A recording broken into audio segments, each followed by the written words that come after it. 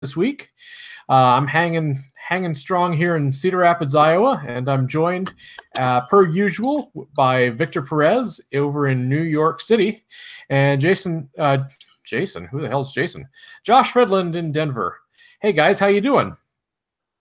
Doing well, thank you. Who's Jason? I don't know. But who's definitely not Jason is Liam. Liam is joining us. He's kind of becoming one of our regular guests, and we're loving having him on. So welcome back, Liam, and tell the folks who you are and where they can find your stuff at. What's up, guys? My name's Liam Madigan, a.k.a. Liam Poach. You can head on over to Facebook at Penguin Thunder Rugby, or head on over to my website, www.penguinthundersports.com. You can find a ton of my MLR analysis and other rugby-related news. And, yeah, you can find a whole bunch of other stuff along there with that. Yeah, he's become one of our pocket experts, so it's really great to have you join us again, Liam. Appreciate it. And definitely good to be here. Yeah. Also, Dan is off this week again, if you hadn't noticed. So you'll see him periodically, but we'll just kind of go week to week on his availability here. So for those of you who are new to the podcast, so if this is your first time tuning in, first, welcome. We're happy to have you. We do this every Monday night and discuss news and rumors about Major League Rugby, and that is the United States Professional Rugby Union. Not league, as some folks have been confused by, definitely union. It's a chance to discuss the issues, hear from league and team leadership, and check in with our friends from across the U.S. Rugby scene. Kind of like to build that sense of community out there. So with all that in mind, hey, Josh, what we got coming up tonight? We're talking about NOLA taking the 2018 version of the Bayou rivalry, Seattle taking it to Utah, Ontario taking on the Canada Selects, prediction recaps, next week's predictions, and more. So we're gonna kick it off with NOLA and Houston. Awesome. That was an interesting game. I got to admit, I didn't catch it. I had family stuff going on, and I completely missed it. So I'll let you guys kind of tell me about this one. It was definitely interesting. I caught it late too. I had to record it. Majority of the scoring was done in the first half. The temperature and the humidity definitely seemed to take an effect in the second half. Houston really seemed to go down or went downhill after Zach Van got a second red card, and thus a red card. Excuse me, a second yellow, and thus a red card. He was shown his first yellow card for not releasing the ball on the deck in the try zone. That also earned NOLA a penalty try. His second yellow was courtesy of a high tackle. So he punished Houston. Go ahead, Liam. Sorry. Well, you say, they definitely did struggle at points of the game where they didn't have Pangilinan available. However, if you'll remember, there was a point where they went into a scrum against NOLA lacking an 8-man, instead choosing to have an extra guy out in the backfield, and they still were able to get a really good push in the scrum. So it's kind of interesting how they adapted, even though the end result didn't exactly go their way. That is true. Yeah. It's true.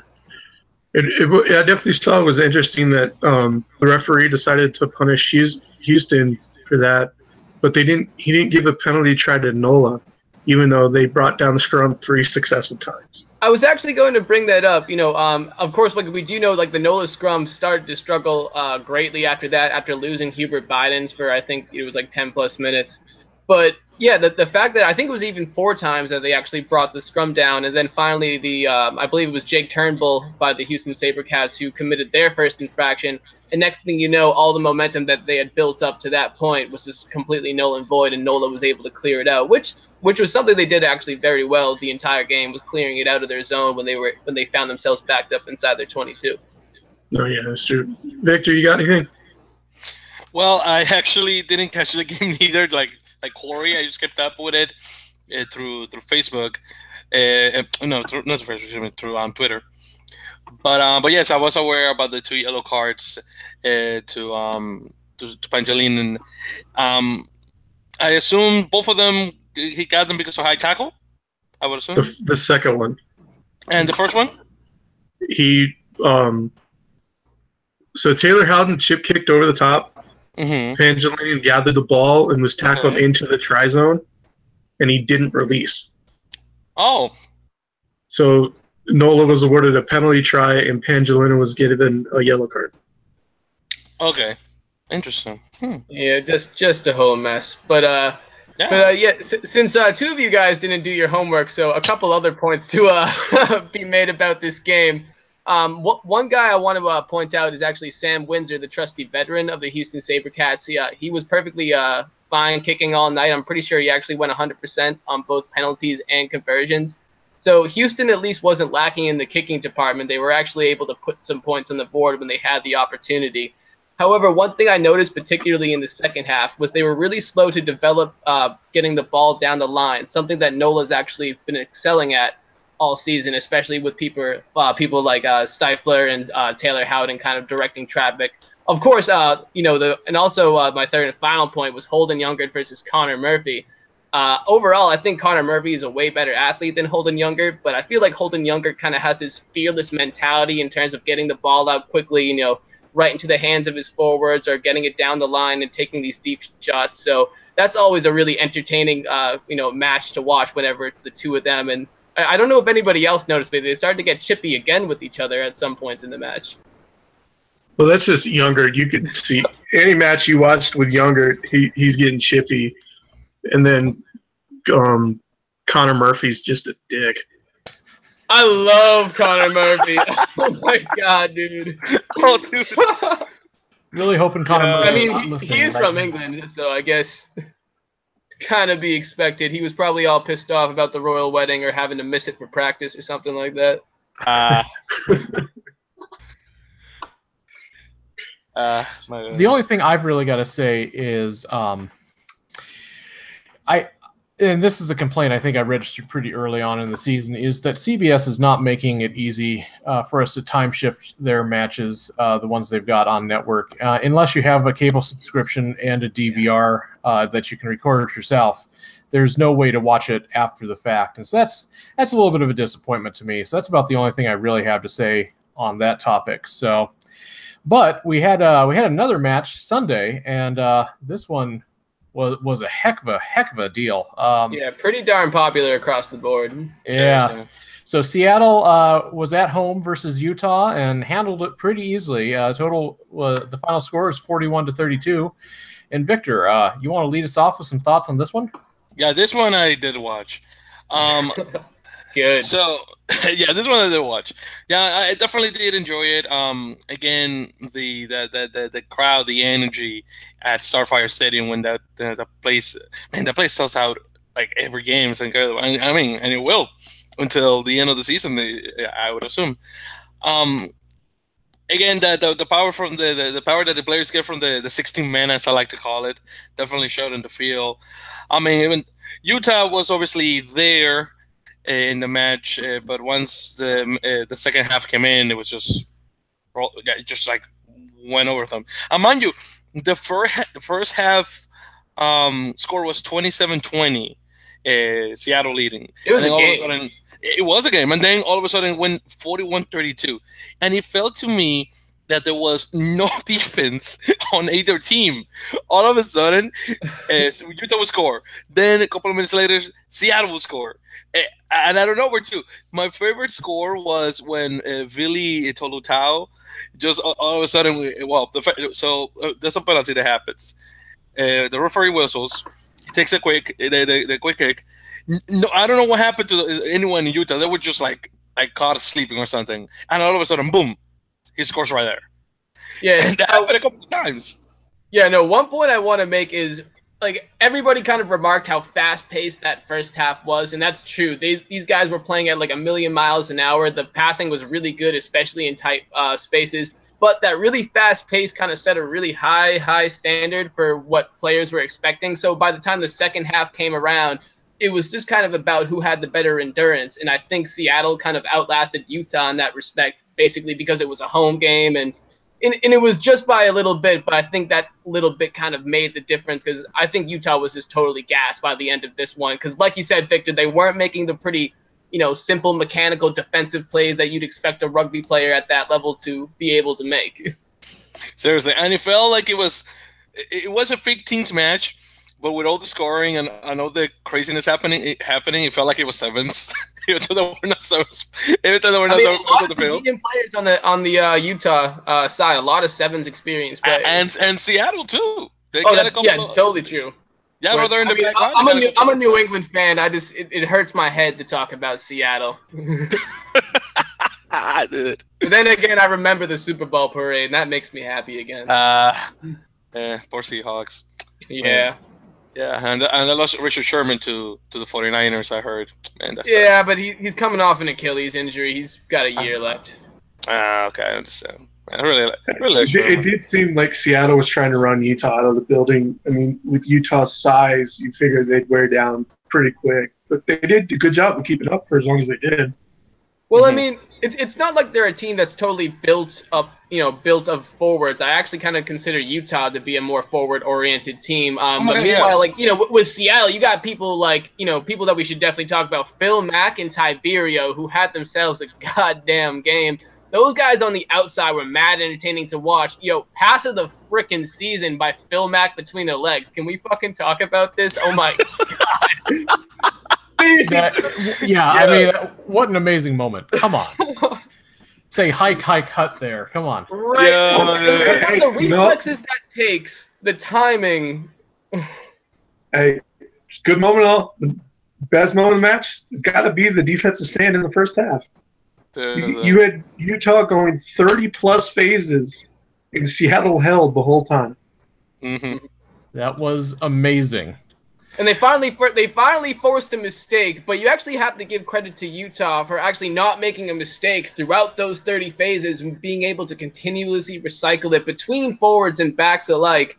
And honestly, just some really, really good rugby, on both sides. Unfortunately, I think, like I said before, it comes down to that endurance factor where Seattle's at home with the fans on their side. That crowd, actually, I got to ask, how did you guys feel about that crowd, especially in and how they treated Kurt Morath when he was at the tee? You know this what? This isn't Ireland. We don't care. Yeah, I'm fine with it. Thank you. I love it. I think it's a great, identity for Seahawk or for Seawolves fans. Sorry. Yeah. No worries. And hey, just let me give a shout out to Tony Ridnell. He did the stadium announcing. So, good job, Tony. Yeah, he was trying to plead with them. Please stop treating the kicker like shit. It's not cool. Oh my god! But you know what? It's funny. No one talks about the crap that happens down in France when French people start not only whistling but also using this the drums and whatever, and some of them at the vuvuzelas too, trying to mess up the kicker. No one talks about France. We surrender. We surrender. Hey, I just want NOLA to start using their brass band as a distraction. Oh yeah, seriously. The band goes saying, no. That's so tough. One of the things that stuck out to me from this match also was just how clean it was. Yeah, there were penalties here and there, but I think I counted a total of maybe 5 or 6 scrums throughout the entire match. It was mostly lineouts or quick taps, and just people it was just running rugby. They were just moving it. Is that plus or minus the million cotton seeds? that is another issue altogether. The fact that it looked like it was snowing in Seattle, which was my roommate asked me if it was ash coming in from Hawaii. Yeah, I'm not even kidding you. Did you then introduce your roommate to Google Maps? Please. Nope. I just let go. Oh my god! Yeah, that caught me off guard too when I saw just random snow coming down. I said, "Dude, isn't it May? Like, what the hell?" I really caught me off guard. I was not expecting that from the Pacific Northwest. But hey, that looked kind of cool on TV. I'll tell you that. There were no yellow cards, right, guys, on this game? I don't think so. I don't believe so. And you have to give credit to Utah because I think every week they're improving in just about every phases of their game. Unfortunately, they're just not able to finish the way they would like to against a team like Seattle that has a ton of, of BC Premier and other Canadian Cat players coming in with a ton more experience, especially playing together, with the Seattle Seabirds and, of course, north of the border. Yeah, I just think they're definitely getting better. They're showing improvement, but they're just not at Seattle's level yet. Maybe at like Austin, NOLA, and Houston's, but definitely not up there.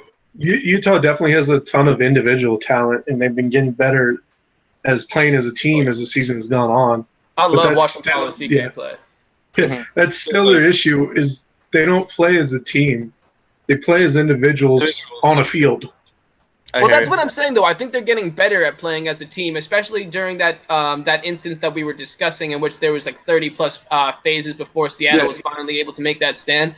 You're not able to accomplish that, that type of recycling and that type of chemistry, like, out on the outside and on into the inside, unless you're actually growing as a team. And I think, Alf Daniels, he knows what he's doing. He knows how he wants to build this team, but just how fast it's going to happen, I don't think they're going to see the results they wish they could in 2018. Maybe 2019 is more realistic. I hear you.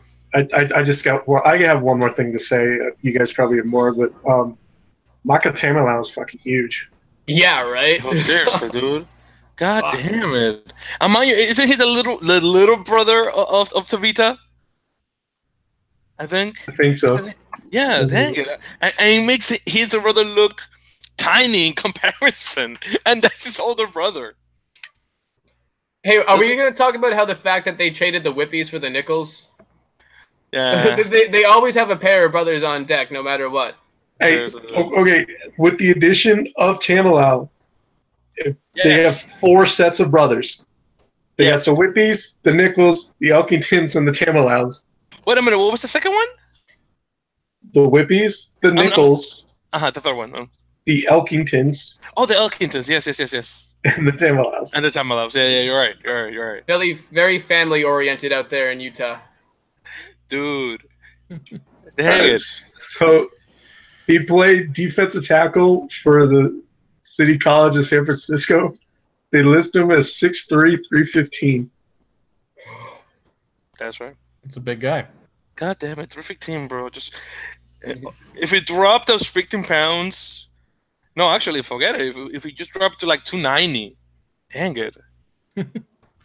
So I've got one gripe about this game, because I can't go a game without having a gripe. ESPN, you're a resident old man shaking his fist. Get off my lawn. ESPN. That's Corey's new segment. Get off my lawn. You know what really grinds my gears? I like that.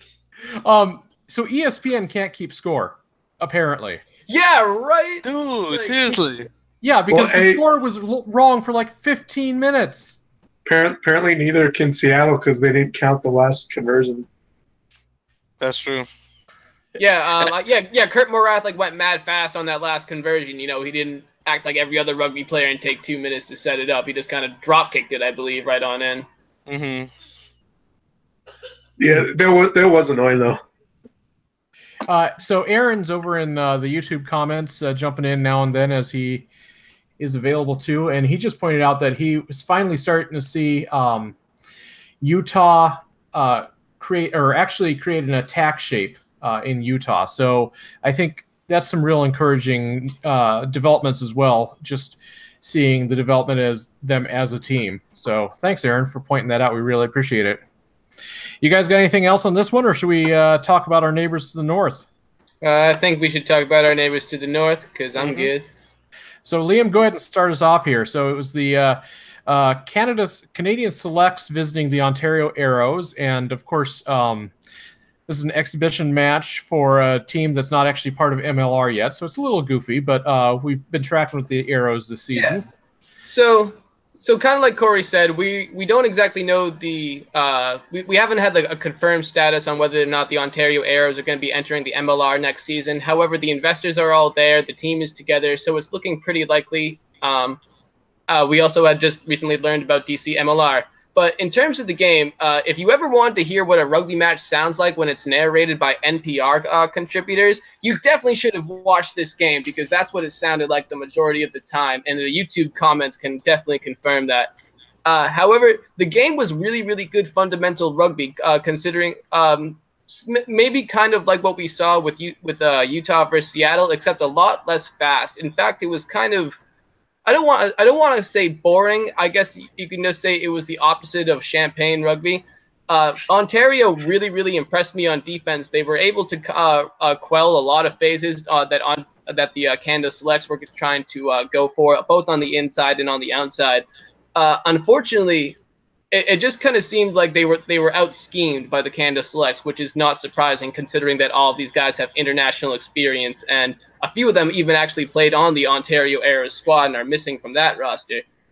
Overall, it was a good game, but considering what the score was, a final of 19-0 in favor of the Canada Selects, not a whole lot happened. But throughout the game, you could tell the Ontario Arrows are pretty fundamentally sound in terms of how they play, and I think they're going to be successful when it comes to professional rugby, here in North America. Excellent. Well, thanks for the update. I really appreciate it. Hey, did anybody by chance catch the Boston Mystic this weekend? I did.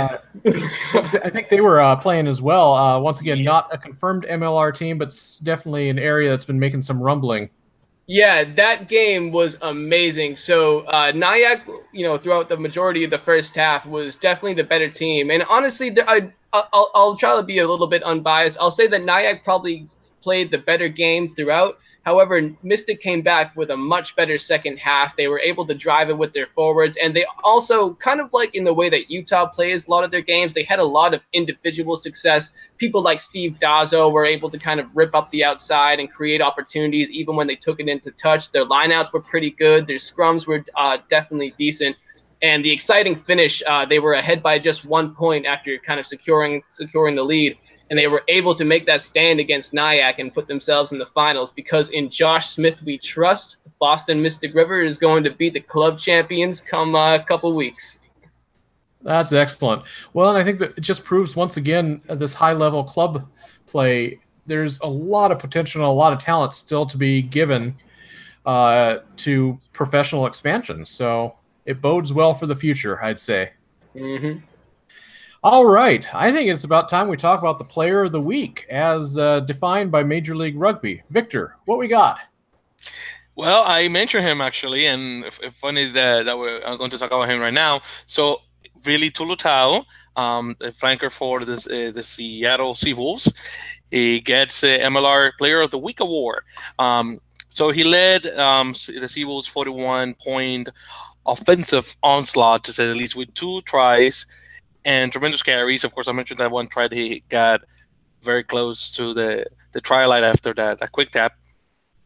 And of course, after a slow start against, I should say, just as fast pace and physical play, Seattle settled in with a strong defensive effort, helped, of course, by Tulutau high tackle rate, which I wish I could find out exactly how many tackles he had, but unfortunately, I don't think we have those statistics yet on individual players.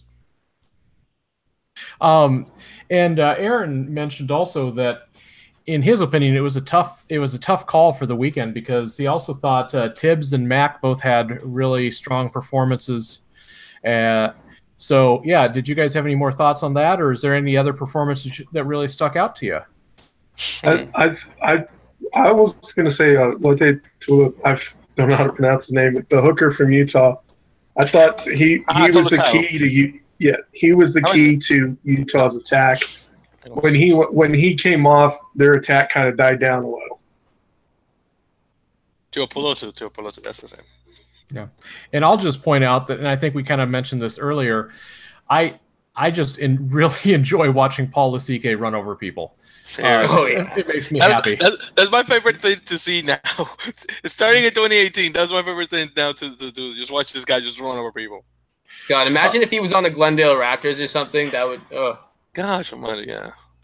No, they can't have him. I know, right? No, of course. I mean, they'll have all the good players. They have everybody else. They need somebody to replace Bryce. That is true. Yeah. So that's actually a good. So talking about plays leads us straight into play of the week. And Josh, I think you've been doing some thinking about this one. I almost went with Utah's cheeky lineout that they did really close. But Seattle's defensive stand against Utah's 30-plus phases really did it for me, because you saw them grinding and wouldn't give up, and prevented Utah from scoring that try. And it wasn't the flash that we're used to seeing, and I think that's what drew it apart from anything else this weekend. Yep, I'm gonna agree with you completely. That was just a very impressive. It was a very strong showing of talent as a team talent, and not just an individual performance. So, kind of what we've been talking. It's kind of the theme of the night, really, is people gelling as a team. And I think Seattle has done a very good job making a case for them being in second place right now. And I think point-wise, that's where they're sitting, and they probably deserve it. And I think there's some arguments to be made for maybe San Diego as well. There's some real talent there, but I think Seattle right now is kind of defining their own destiny going forward. So good on them. Yeah, so I just want to say, like, in that regard, I feel like San Diego versus Seattle, I feel like those two teams are kind of the X factors in how the second half of the season is going to go and how this playoff picture is going to look. Because I think if San Diego, fills in like their complete potential with all of the players that they have, I think they could definitely make a run for maybe the third or even the second seed. However, I think looking at the schedule that Seattle has ahead of them, I think they're probably going to get just a game or two over San Diego, so I'm just saying that those are two really interesting teams to watch in terms of how they're going to land in the final standings. And let me tell you guys real quick, Corey, and for a team that I and most of us here didn't have any particular hope for in Seattle, for them to get like this now in week 5 of the league, it's actually quite impressive for a team that only played one preseason game, and that was that one against the Prairie Wolfpack or the Alberta Wolfpack, to now, especially the fact that on week 1 we were talking about I guess I call it now my magnum opus, trying to try the motion picture. Might as well trademark that. To now, Seattle is just going up and up. It's great. Yeah. The one thing I think would be good to point out, and I know we're going to talk about this a little later, but maybe I'll just skip to it now. One thing Seattle's going to have to watch out for towards the end of the season into the June test matches is they could be losing up to 9 players to various national teams between U.S. and Canada. When it's a 15-side game and you lose 9 of your starters, that is profound. That is a huge loss. And they have been very impressive, but, you're right. They don't have the experience that maybe Glendale has, or the depth, perhaps. So I think it'll be interesting to see what happens in June for that team. But you know what? They've surprised us before. I think Phil Mack is doing an amazing job kind of keeping a lot of cohesion there as, a player coach, playing or working both sides of the ball. And so we'll see what happens. I don't know. They could surprise us again, just like they've surprised us the first half of the season. And I think this is like the perfect opportunity actually for Houston to strike in that regard, considering that Houston, I think, is actually losing probably the least amount of people for the June test window. I think it was only 1 or 2 people they were actually losing. One exactly. So they still have a game coming up against Glendale, and we know, the chances of winning that game are probably pretty low. So they're already sitting at 1-3. They have one more loss before they're looking at 500 or worse. So I think if they have a chance to win out other than that game at Glendale, which I don't want to count them out against Glendale altogether. However, I think you can count them out against Glendale. I think you can count just about anybody out against Glendale right now. Who do you guys think is the most likely to beat Glendale at this point? San Diego. Exactly. If not San Diego, Seattle. But I think San Diego number 1. Seattle took their shot and missed. They had a home game against Glendale, so I think NOLA can do it. I think NOLA has a home game against Glendale coming up in a couple of weeks. Mm-hmm. They do, but even when they had all their players healthy, I realized they were missing Tim Mop and a couple of players. Glendale basically destroyed them. Yeah, but that was weeks ago. Definitely, they've built up more chemistry. Nate Osborne is a coach, who's able to game plan after a loss. So, I don't know. I think if there's any team that's going to beat them, I think it's going to be NOLA at home with the way they play. They're able to spread it out wide, and we all know that Glendale is definitely more deadly with the ball in hand out on the out on the back line. So I think it'll be a really cool matchup to watch. Hey, all Glendale has to do is they got to rev up their Harley.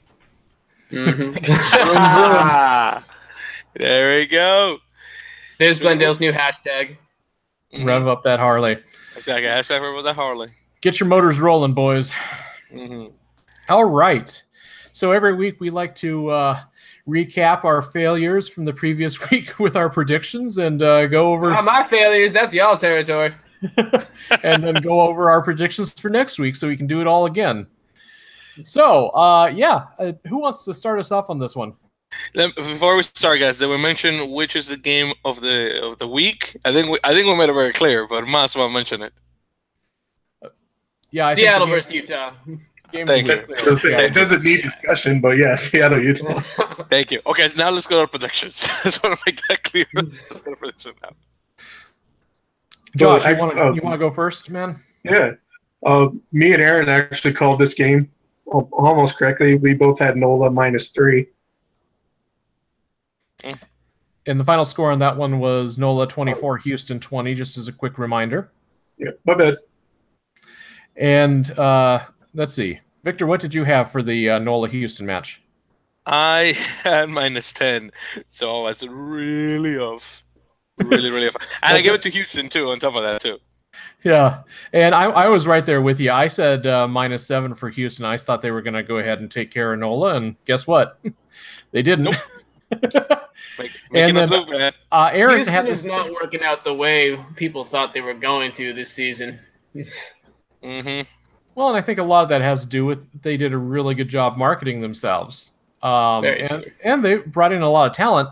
I'm just not sure what the disconnect there is because, the performance on the field hasn't been quite what I think the hype would have led us to believe it was going to be. It's something about the second half. Something they're just not able to be consistent, through 80 minutes of rugby, which is really unfortunate.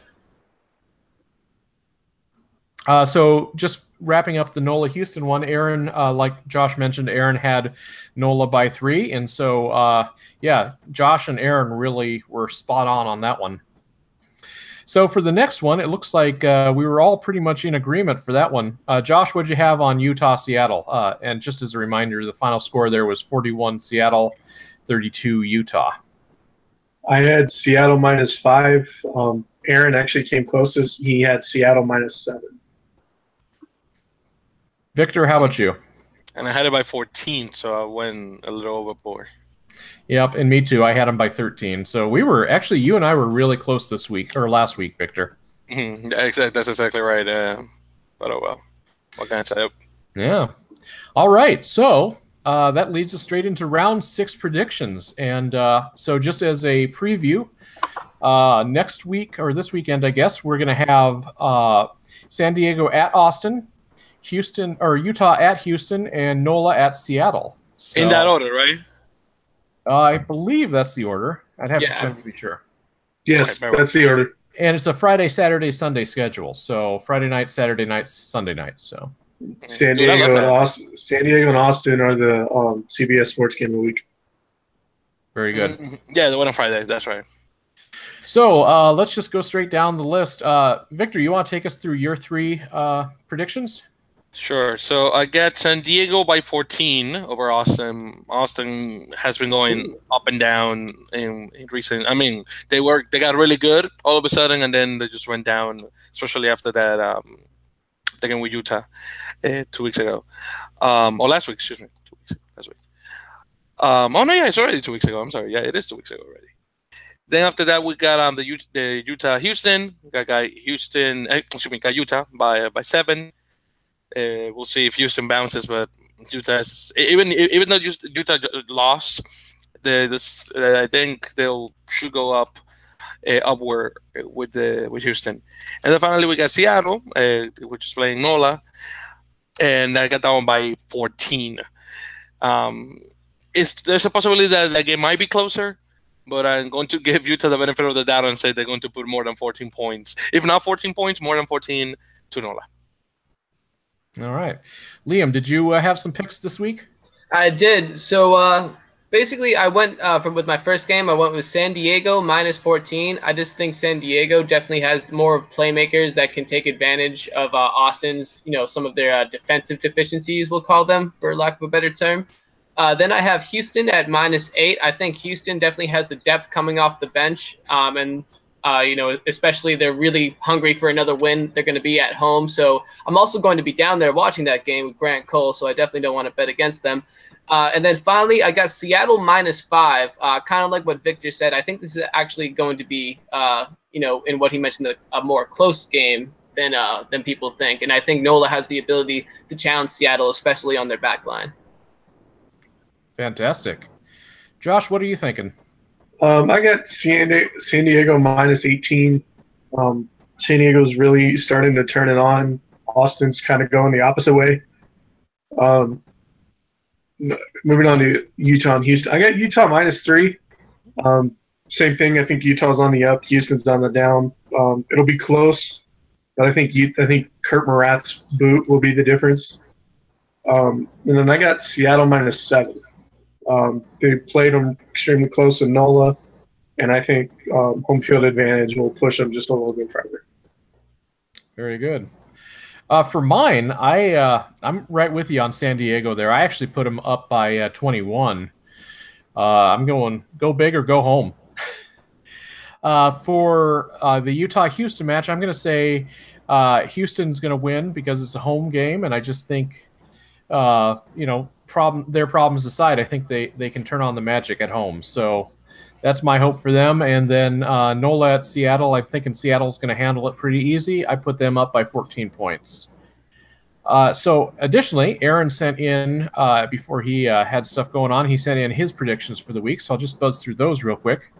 He has San Diego at -5, Utah at -7, and Seattle at -10. So yeah, I think it seems like the Utah-Houston game is really the one that is the only one that we're contesting here. It's a pretty even split between all of us in our predictions. Otherwise, it seems like we got San Diego and Seattle on lockdown for the other two matches. So you heard it here first, folks. Utah versus Houston. It's the game to watch this weekend. It's on Saturday. Check it out. That is one. We always like to go over some transactions, kind of folks coming and going from the league.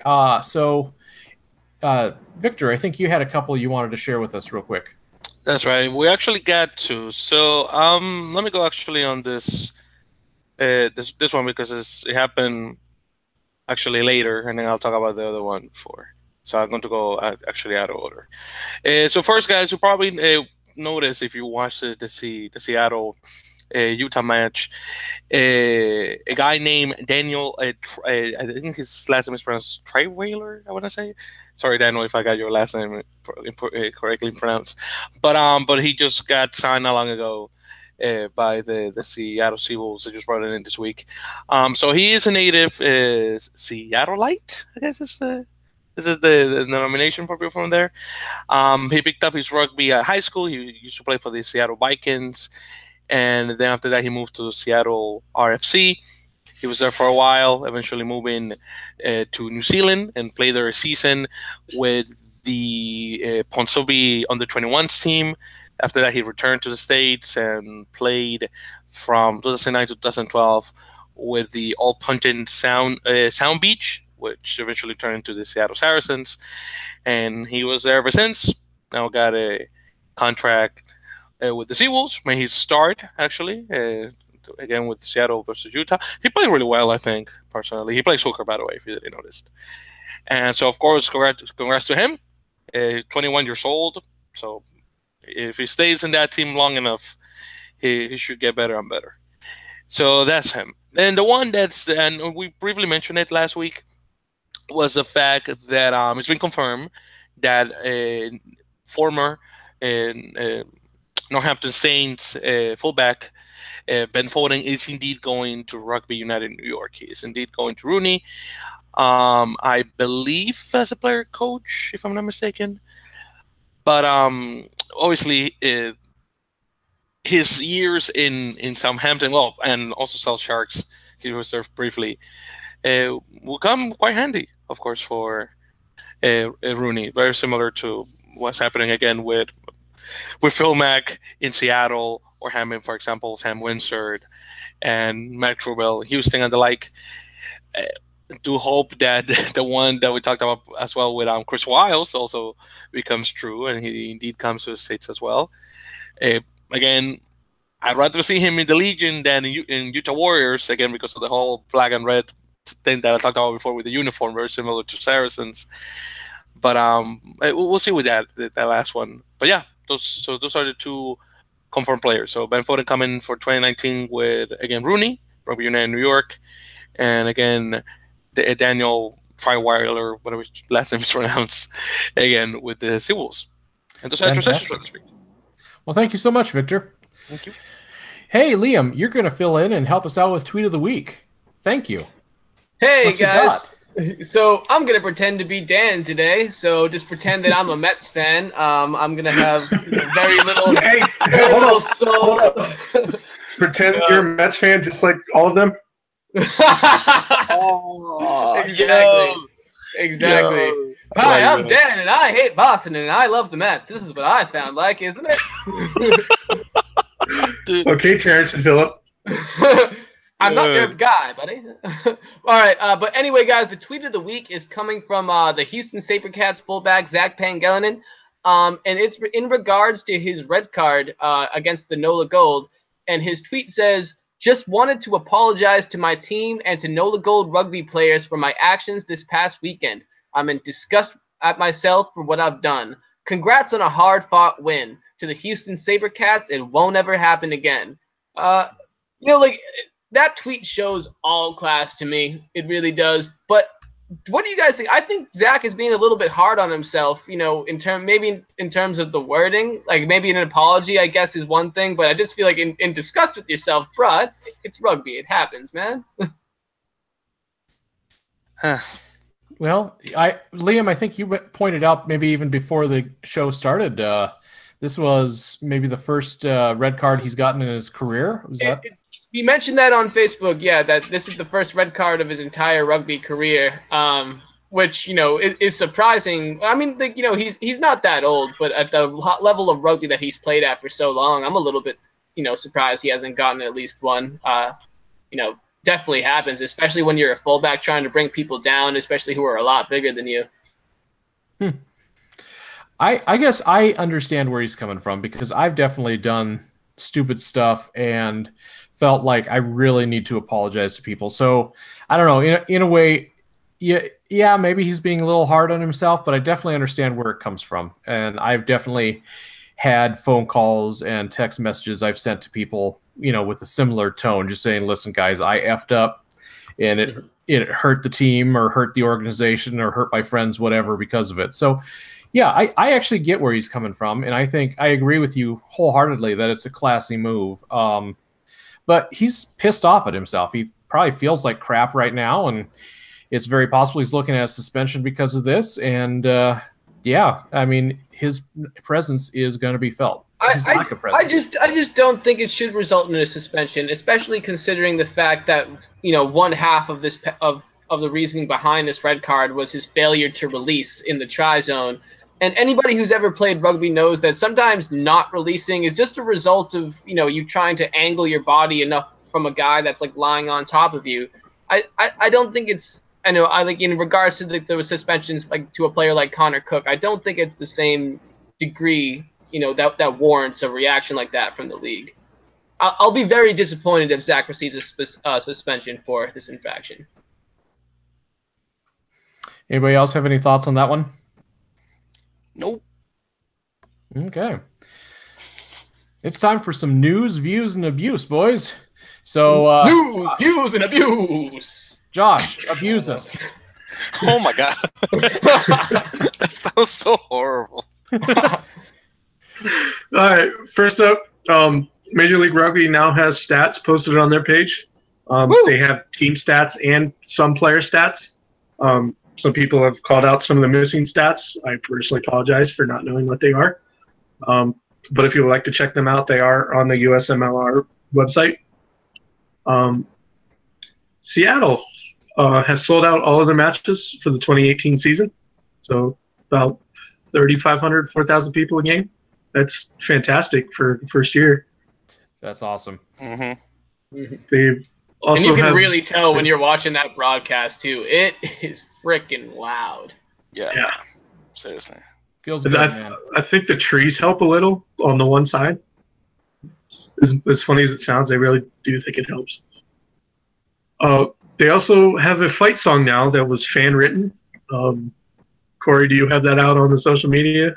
Or Seattle has it somewhere. Yeah, I haven't posted it. We should probably do that sometime. I didn't hear it getting sung. All I heard was "Sea Wolves, Sea Wolves." That's just a chant. Yeah. Well, someone actually wrote and put out a video of the fight song. I did see that online. Yeah. Yeah. By the way, you guys caught I'm sure you guys caught it. What they did was that they took the "We Are the Champions" song and just changed the lyrics. That's just really what they did. You don't disrespect Queen like that. Dude, I just gotta tell you what it did. I mean, I'm not saying it was bad. I'm just saying that's what it did. Exactly. I just tell you what it is. That's like Man United having that cheer that's like knick-knack paddywhacked. Like UNITED, United is the team for me. Like. Well, there you go. But no one really cares about that. Very true. Oh, dude. You were surprised. All right, next up in news, Kurt Morath was called into the Tonga squad today for the summer international window. He hasn't played. Real quick, he hasn't played for Tonga since the World Cup in 2015. He hasn't played for the national team in 3 years, almost 3 years. So this is really big. One of the things I actually find funny, I think America's Rugby News wrote this.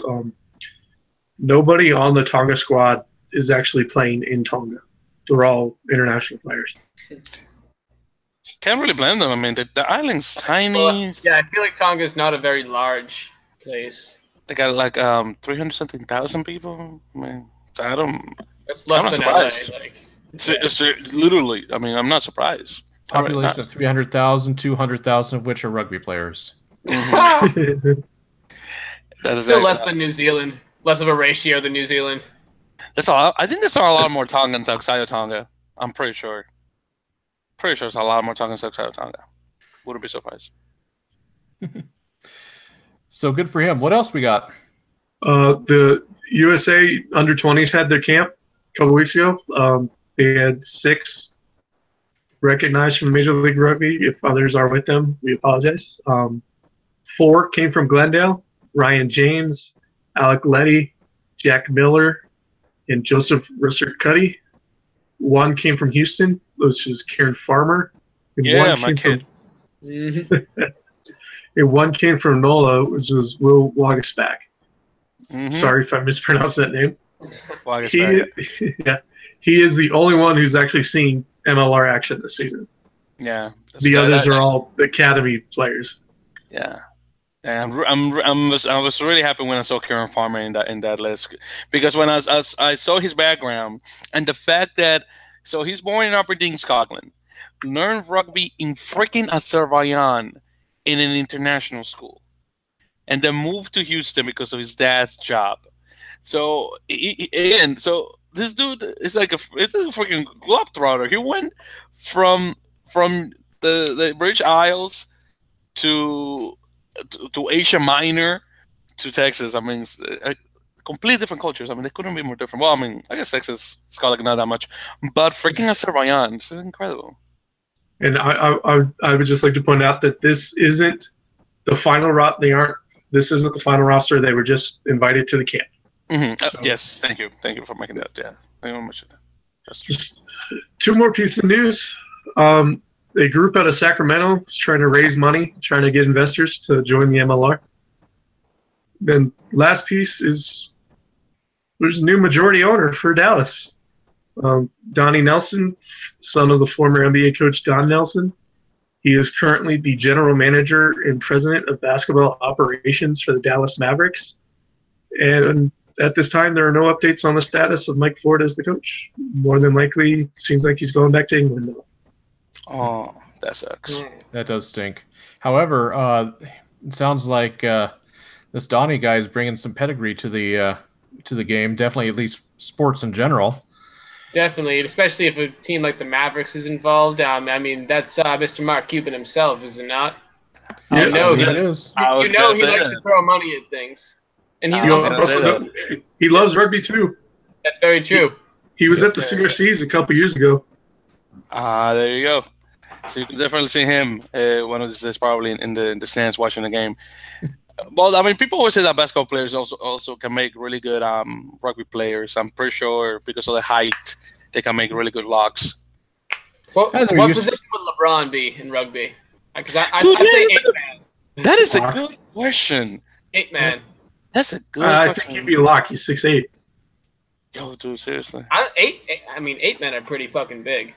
Are pretty fucking tall. I can see LeBron as a loose forward. Yeah, I can see him.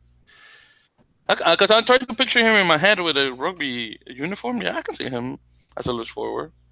Yeah, I think so. Now I'm just imagining lineouts with basketball players. I'm thinking, oh, dude. Oh, my God. Dude. Oh, my God. Well, I just throw Kevin Durant in as lock. Just throw it to him.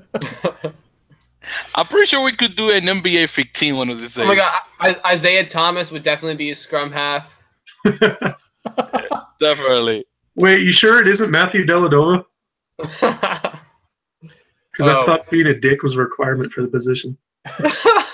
All right, well then, how about Brad Marchand then? Let's see how he does off skate. Hey, just as long as he doesn't lick anybody. No, I'm hoping that he does. Oh, dude. No, seriously, guys, one of the things we need to do, especially now that the NBA finals are coming up, we should do an NBA 15. No lie. Okay, Victor, we'll let you organize that one. Go ahead and get back to us on it. That's the thing. I don't do basketball, so I know very few players. Like, for example, that guy that Leanne just mentioned that could make score. I have no idea who that is. Oh, Isaiah Thomas. No idea who that is.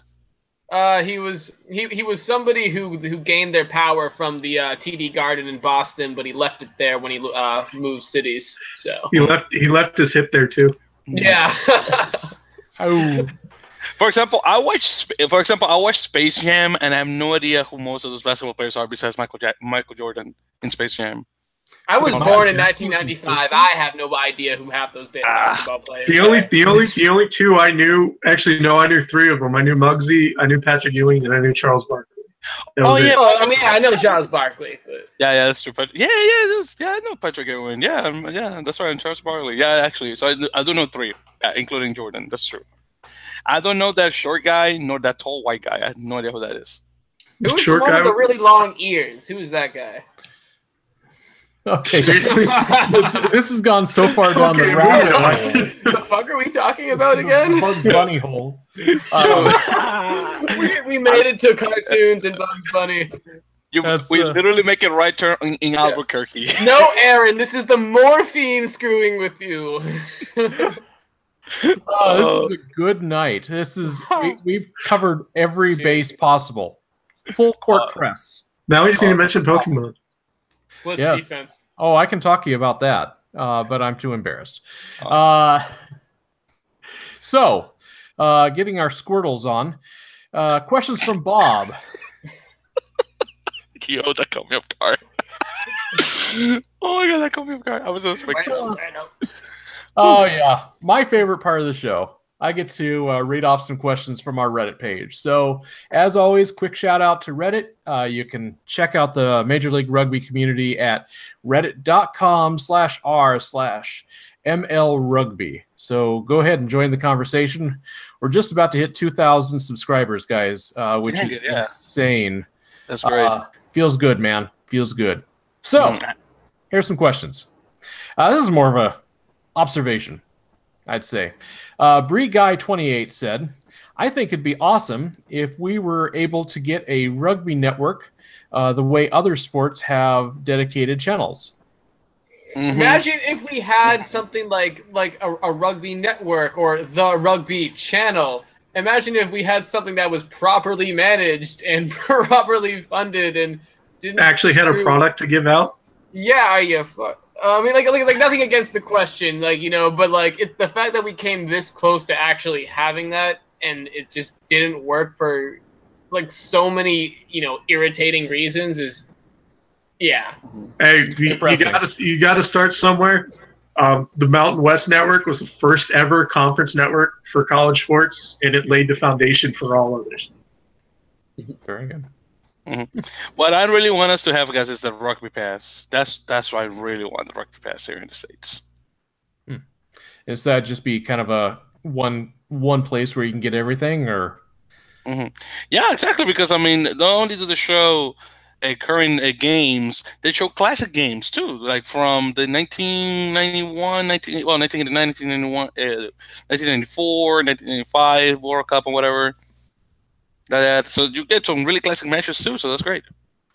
Well, and you know, for that matter, what I would love to see is some produced programming. So either some magazine style shows where it's actually going in depth about players or teams or other related topics. And I love documentaries. I would love it if there was a place to get rugby documentaries other than just kind of bad ones on YouTube. There is an extraordinarily amount of little information on USA Rugby on the internet in official like scholarly capacity. I was trying to write a paper / do a presentation on rugby, you know, in a class this semester, and it had to be based off a scholarly article or off a book or off something, you know, reputable.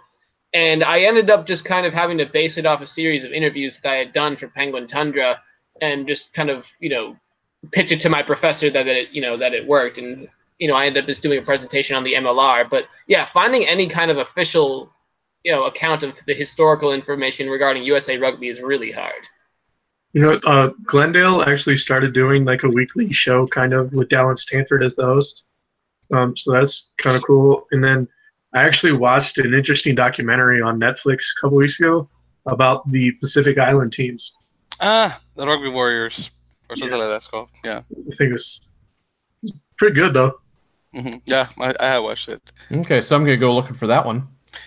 By the way, real quick, the one that I recommend, guys, I don't know if it's on Netflix. It's about the life of this Pacific Islander player that comes from Wallis and Futuna, which are the islands in the Pacific that are owned by France. So he's played by a guy from there. So he comes to metropolitan France to play rugby. It's Mercenary? Mercenary, that one. I really want to watch that movie.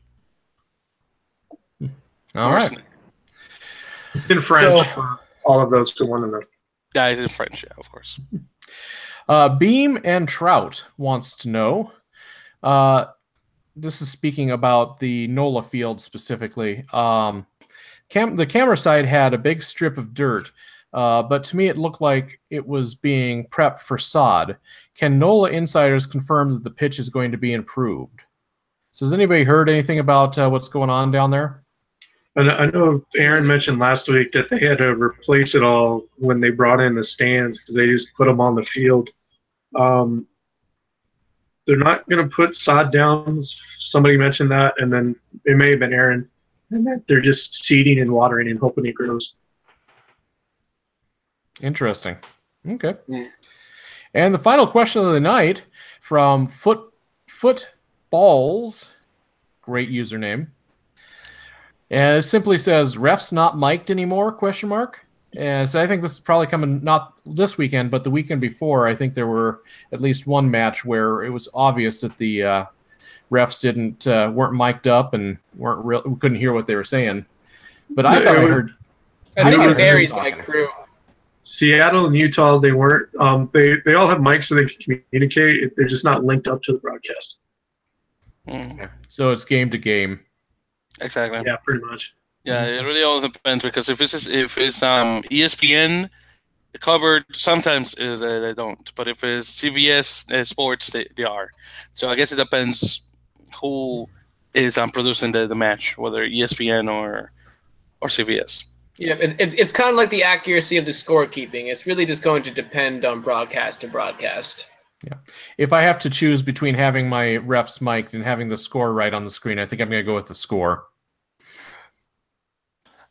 Seriously, Yes. that's so annoying, dude. Seriously. Well, if that's going to be the case, I think I like having like Pete Steinberg or Brian Hightower or Brian Vizard in the booth because they can explain what's going on a little bit. Good point. All right. That's it, fellas. Woo! How was that? Oh, great. It was good. It was as fast paced as Seattle and Utah. Yeah. Anybody have any final thoughts before Victor takes us out? Actually, I do, real quick. Who here, it's just we were talking about Squirrels, who here had Squirrel as a starter, in all honesty? Because I started Charmander. I just want to know if anyone here started Squirrel. I started Bulbasaur. Oh, okay, you took the easy route. I had friends when I was a I'm kid. fat. I chose the fat one. Dude, I never seen Bulbasaur as fat, but okay, before you put it that way, I mean, yeah, he is a little heavyset, especially when he becomes Venusaur. That's a good point. What Harry Potter house are you guys? that's about as. I have no idea. No idea. No. And what about you, Corey? Who you started? Oh no, Well, you start with anyone. You're too old. I think I've mentioned before. I only have ever played Pokemon Go, so I don't know anything about the series other than what I've learned from this game. And so, Pikachu is one of the options for a starter on Go. Yellow. That's what I went with. That's it. Okay, so you're Pokemon Yellow. Let's just start with that. That sounds cool. Although I'm Red Team on Go, so. There you go. Let's go, Team Valor. Woo! All right. Yes. I don't have anything else. Josh, Liam? Nope. I'm good. Okay. One more shout out for Liam. Thank you so much for joining us. And where can they find you again, Liam? They can find me at Penguin Tundra Rugby on Facebook or on Twitter at Poacher Tundra. You can hit me up personally or www.penguintundrasports.com. You can feel free to leave me a comment in the comments section. Let me feel your love or your wrath. Excellent. Thank you. Victor, take us home, man. Yes, sir. So, guys, thank you very much for joining us again for another great episode of the Earful of Dirt Major League Rugby Podcast, episode 37. Make sure to subscribe to our YouTube channel, Earful of Dirt Podcast, so you could check out our live streams every Monday night. That is, times are 10 Eastern, 7 p.m. Pacific time. Also, check out our social media accounts on both Facebook, Instagram, and Twitter, all of them at Earful of Dirt. Also, the website, earfulofdirt.com. Our podcast is also can be found on iTunes, Acast, Google Play, Stitcher, Player FM. Leave us a review in either one. Of course, iTunes more than the others because that's the one that's more popular. Also, call us at our number to drop us a voicemail, a message to our voicemail, which is 1-720-600-2679. Again, 1-720-600-2679. 2679, excuse me. So with all that, guys, again, thank you for joining us. Hopefully we'll have Aaron and maybe Dan, depending on his time, back for next week. Again, Liam, thank you for joining us. And once again, that was Liam, guys. Victor, that was Josh, that was Corey. And, of course, we'll see you guys next week. Let's go Team Valor.